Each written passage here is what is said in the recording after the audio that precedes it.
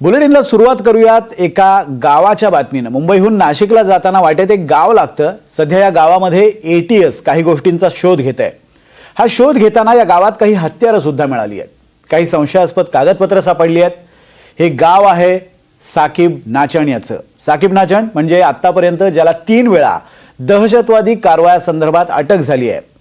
त्याच्या या गावाभोवती कायमच संशयाचं वातावरण निर्माण झालेलं आहे। आणि काय आहे हे पडघा मॉडेल, पाहूयात त्याच संदर्भातला हा स्पेशल रिपोर्ट। ठाणे जिल्ह्यातील भिवंडी तालुका हा औद्योगिक दृष्टिकोनातून अत्यंत प्रसिद्ध असा तालुका आहे। याच तालुक्यात पडघ्याजवळ बोरिवली नावाचं गाव आहे। खरं तर हे जे पडघा आहे हे गाव देखील औद्योगिक दृष्ट्या अतिशय महत्त्वाचं मानलं जातं। मात्र याच गावाच्या बाजूला असलेलं बोरिवली गाव मात्र वेगळ्याच कारणासाठी चर्चेत आहे। हे गाव सध्या एटीएसच्या रडारवर आहे आणि सातत्याने येथे होणाऱ्या दहशतवादी कारवायांमुळे इथे एटीएस आणि NI ची सातत्याने कारवाई देखील होत असते।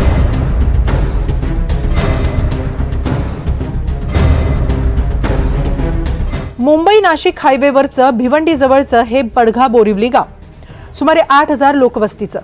गावात शिरताच उर्दू पाट्या दिसू लागतात आणि त्यावरूनच अंदाज येतो हे मुस्लिम बहुसंख्य गाव आहे। गावात जवळपास 97% मुस्लिम वस्ती आहे। देशात एखादी दहशतवादी हल्ल्याची घटना घडली की बऱ्याच वेळा तपासाची सुई याच पडघा बोरिवली गावात येऊन पोहोचते। हे गाव पूर्वी लाकडांच्या वखारींसाठी ओळखलं जायचं। भिवंडीप्रमाणे इथेही गोदामं उभी राहिली, त्यामुळे जमिनीला चांगला भाव आला। त्यामुळे पहिल्यापासूनच गावात पैसा खुळखुळता राहिला। मात्र मुंबईतल्या 1990च्या दशकातल्या साखळी बॉम्बस्फोट प्रकरणात याच गावातल्या साकीब नाचणला अटक झाली। तेव्हापासून पडघा बोरिवलीची ओळख बदलली।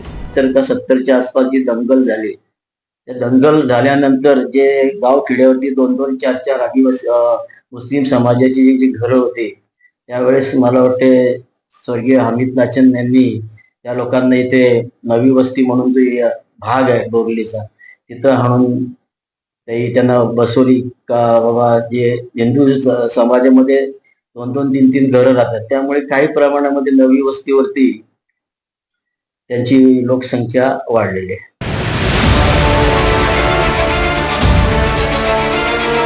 एकोणीसशे 70 मध्ये भिवंडी परिसरात दंगल झाली आणि त्यावेळी भिवंडीतल्या विविध भागांतून मुस्लिम नागरिकांनी याच पडघा बोरिवलीमध्ये स्थलांतर केलं। साकीब नाचण याच पडघा बोरिवली गावात जन्माला आला। आतापर्यंत साकीबला 3 वेळा अटक झाली आहे।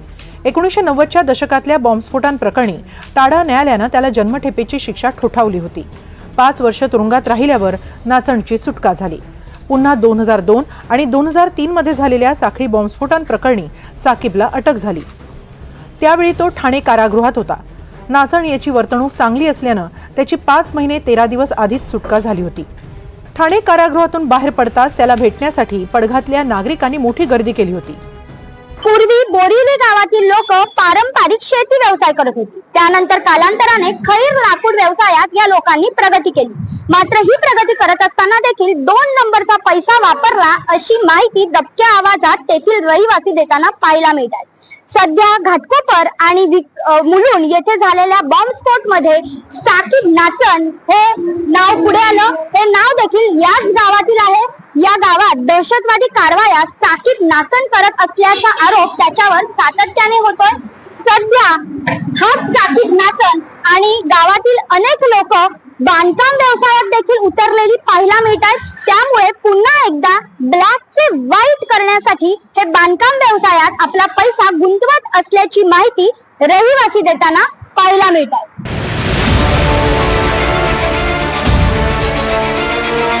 2017 मध्ये साकीब नाचणची सुटका झाली। त्यानंतर तो पडघ्यामध्ये सक्रिय झाला आणि साकीबनं एक पडघा मॉडेल तयार केलं। साकीब नाचण हा बंदी असलेली दहशतवादी संघटना सिमीशी संबंधित होता। दहशतवादी संघटना ISISचं मॉड्यूल जसंच्या तसं पडघ्यात उभं करता येईल का याची चाचपणी नाचण करत होता। कट्टरतावादी विचारसरणीनं साकीब नाचण स्थानिक तरुणांची माथी भडकवायचा। दहशतवादी कारवायांमध्ये सहभागी होणाऱ्या तरुणांना बयात म्हणजे खलिफाशी निष्ठेची शपथ दिली जायची। पडघा बोरिवली गाव ठराविक एका जमातीसाठी स्वतंत्र क्षेत्र म्हणजेच सिरियाप्रमाणे अल शाम म्हणून घोषित करण्यात नाचणचा प्रयत्न असल्याचा संशय होता। पडघ्यातल्या स्थानिकांना तो दहशतवादी कारवायांचं प्रशिक्षण द्यायचा। दहशतवादी कारवायांसाठी स्थानिक पातळीवर छोटे गट तयार केले जायचे. गर्दीच्या ठिकाणांना लक्ष्य करून जास्तीत जास्त नुकसान आणि भीती निर्माण करण्याचे प्लॅन पडघ्यामध्ये आखले जायचे. भिवंडीतील विश्व हिंदू परिषदेचे कार्यकर्ते मोहन रायसनी यांच्या हत्येचाही नाचण याच्यावर आरोप होता. माझ्यावरती 2 ते 3 वर्ष नाही, 2012 साली केलेला. 3 ऑगस्ट 2012 रोजी माझ्यावर हमला झाला. त्याच्यापूर्वी त्यांनी धमकी कोर्टामध्ये दिली होती मला. ॲडव्होकेट ललित जैन यांची हत्या झाली होती. त्यानंतर तो त्याच्यातनं मुक्त झालेला आणि कोर्टामध्ये दुसऱ्या मॅटरसाठी तो येत होता. त्यावेळेला कोर्ट परिसरमध्ये मला धमकी दिल्यामुळे मी 9 जुलै 2011 रोजी याबाबतची तक्रार DCP आणि CP साहेबांना दिली होती. त्यानंतर मला पोलीस प्रोटेक्शनसुद्धा देण्यात आलं होतं आणि 3 ऑगस्ट 2012मध्ये मी माझ्या कार्यालयातून घरी जात असताना रस्त्यात माझ्यावरती प्राणघातक हल्ला केला.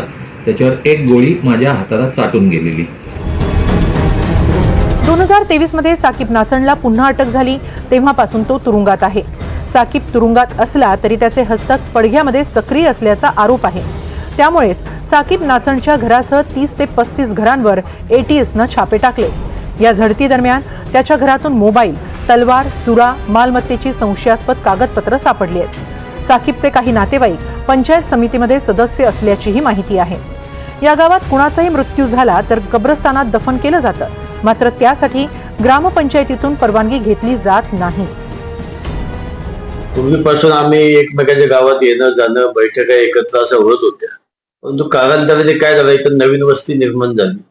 बाहेरून लोक आले, मुंब्रा कौसासारख्या ठिकाणची बाहेरून लोक येऊन इथे राहायला लागले. त्याच्यामुळे बाकीचे प्रकार वाढत गेले. मी तर आता 6 महिन्यापासून इथे सरपंच आहे. 6 महिन्यात असा काही प्रकार झालेला नाही. बाकी काय हे आता पहिल्यांदा आता झालं, त्याच्या आधी होऊन गेले. त्यावेळेस पुरा ग्रामपंचायतने वेगवेगळी पत्रावर कधी करतात, माहिती वगैरे देतात. असं या पडघा बोरिवली परिसरात गोवंश विक्री सुद्धा मोठ्या प्रमाणात होते असं स्थानिक सांगतात. ललित जैन हे गोरक्षणाचे काम बघायचे आणि त्यांना त्यामुळे मुस्लिम समाजाला त्यामुळे खूप मोठा नुकसान होत होता. बकरी ईदेला गोवंशाची हत्या होणार नाही यासाठी प्रयत्नशील होते. ते बजरंग दलचे कार्यकर्ते ते अडवत होते आणि ललित जैन त्यांच्या वतीने हे केसेस लढायचे.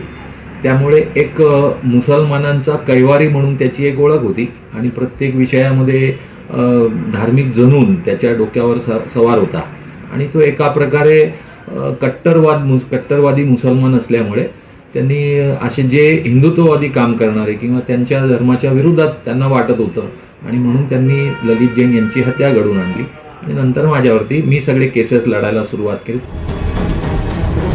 आता पहलगाम हल्ल्यानंतर पुन्हा पडघा बोरिवली ATSच्या रडारवर आलाय. या छाप्यांमधून आणखी काय बाहेर येतंय यावर लक्ष ठेवावं लागणार आहे. भाग्यश्री प्रधान आचार्य, NDTV मराठी, पडघा बोरिवली.